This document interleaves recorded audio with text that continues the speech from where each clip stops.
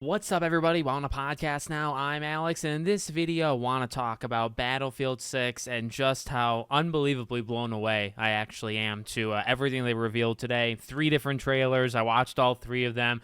There was press that were able to, I think, behind the scenes play about 4 hours of this game. The dates have been confirmed. The open betas, 2 of them, closed beta, ways into the closed beta, all of that stuff was announced today, and how many maps showing off the portal and just how amazing the updated version of that, let's say, is. You can't necessarily say it's a completely original idea because they tried it once before, but it looks so good. And the game, I mean, you got people, when you have people in the comments saying, like, if it actually is this, they did it. They did it, right? And it's like, you know, to be fair, they have deserved that skepticism where I think we all probably still need to take a few steps back and say, all right, it looks so unbelievably good. As soon as we get to play it and it plays like that, I think then you can declare it, right? But until then, you know, anything can really happen. But at the same time, also to be fair to them, people have played it. We've seen playtests, you know, behind the scenes. They were gloating about that, and I think in a good way. I think that's a confidence thing that I actually am pretty impressed by, that, you know, they had that confidence in the trailers. You know, they kept talking about how many countless hours of time they took at just playtesting everything, right? I mean, that's how we've seen this game leading into today. There's been so many leaks over the last half year or so, and the game does look like that. Bringing back, obviously, classes, doing that pulling thing where you can heal somebody kind of on the go. That just alone is so freaking cool, right? Having the vehicles have some weight to them and showing off the maps, and some of them are a little bit more close quarters, and you know, you're supposed to just almost an on foot type thing, and then you have like the wide, huge areas where it's just going to be an all out freaking war. I mean, I kind of just rapid fired everything I wanted to say, to be fair, you know, in that little bit, but it just looks so good. And not only do you have people saying, like, you know, if they can do it, they'll nail it, but we've talked about this before, even like Call of Duty, this is needed. Whether you like COD, don't like COD, like the current state of it, don't like, you know, whatever case it might be, it needs competition. And I feel like, especially if you don't like where it's at, I think competition is 1,000% necessary, right? Because it needs a kick in the butt to say, hey, you're not the only one out there anymore. You have actual competition. I mean, it hasn't been that many years since 2042, but that wasn't good competition. That didn't move the needle, right? This could move the needle. This looks like an all-out war all the time. Visually looks spectacular.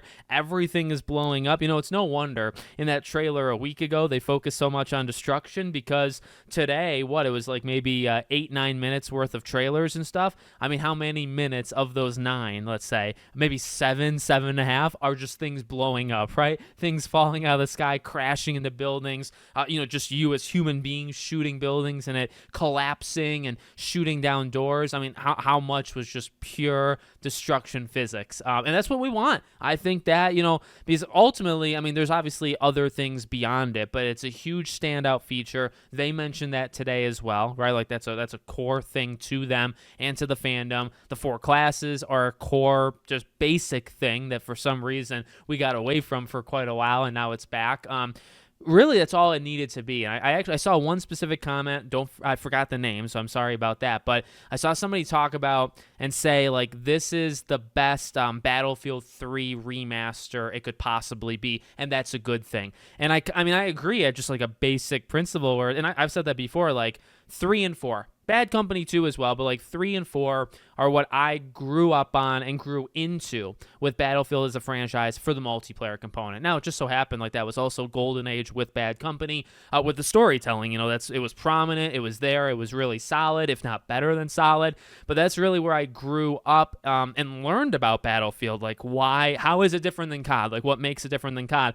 I think you throw somebody into a Battlefield 3 or 4 map and you learn exactly what makes it different. And for this to do that, but in a modern setting, I think 2027, it's set at in the game. It's all over the world, right? Maps all over the place, but also modern day us, right? Like them making a game now. It does look like it feels like Battlefield 3, 4 era, but now, which I think is really all it needed to ever be. You know, and I think we got away from that, and then now I think we're back, and I don't know. I don't want to call it a slam dunk because it's absolutely not until it comes out and everything's working and the maps are working and you can get into maps and everybody's happy. Not everybody's always, you're never going to make everybody happy, but it's not over till it's over. It didn't even start yet, to be fair and honest. But I really don't know how much better they could have done, like, so far, because I just feel, maybe like talking about the skins, like there is going to be skins for this game. Sounds like they're going to be like modern skins, so I don't think they're going to do like cartoon stuff. They're not going to do like COD. They're not going to do like Fortnite, but that's only what it sounds like. It's not really confirmed. It hasn't really been detailed, but it seems like a meaty game. Like 9 maps. One of them is a remastered map for 3, right? And then they talk about the live service element. One of their people, because it seems like they have like 10 franchise directors that work at EA. One of the higher ups, I think I saw an interview with like GameSpots or something like that, and they talked about how much they love live service games because you can kind of build it with the community. I hate hearing that just in the live service part of me, but to be fair, I mean, that's another thing where it's like it doesn't seem that hard. Like, you have a very good game to begin with. The base has to be good. And then every couple months, you give us another map. You give us a couple more modes, whatever it might be. The game's filled with modes. I think they listed off like 8, 9, 10 modes just in the trailer. And they talk about more maps are coming, more modes are coming. So, obviously you need a good start, and I'm more of an advocate for that than anything else, okay? Give us a base game that you can play as long as possible, and that's what's worth the money that you're buying it for, not stuff that comes 2 years down the line. Now, of course, to keep this game alive, yeah, every couple months you're going to have to add some stuff, but the base, the day one, October 10th or whatever it is, that is the most important date to them, period. It's not 2 weeks later, it's not 5 months later, it's that day.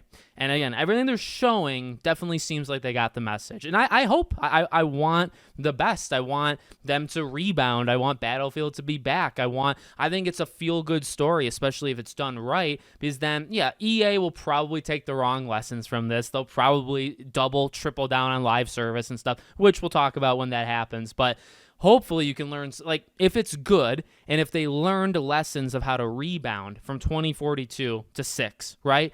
Hopefully that can be the main lesson, but it has to succeed. It has to work first. And then if it does work, then you can talk about all of the things, all the reasons why it needed to go this way. And hopefully that's what EA learns. Hopefully that's what the industry learns. Again, most times they learn the wrong lesson, but to be honest, it might not exactly matter to many people, because as long as you get a good Battlefield game, and maybe that's all that matters, right? Just give us a good freaking Battlefield game. Doesn't matter what the industry learns 10 months after. Just give us a good game day one. And it looks phenomenal. So let me know what you guys think in the comments. Make sure, as always, you're subscribed to the channel, bell icon turned on, and I hope to see you all on the next one.